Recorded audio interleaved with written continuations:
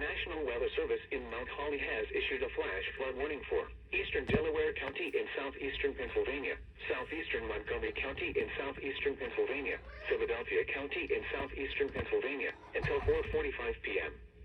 At 12:47 p.m., Doppler radar indicated thunderstorms producing heavy rain across the warned area. Between 1 and 2 inches of rain have fallen.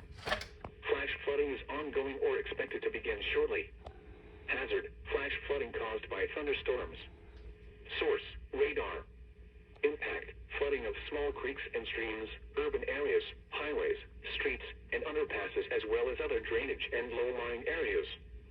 Some locations that may experience flash flooding include Philadelphia, Chester, Yedden, Falkirk, Swarthmore, Jacobtown, Narberth, National Park, East Lansdowne, Rockledge, Abington, and Bremerton.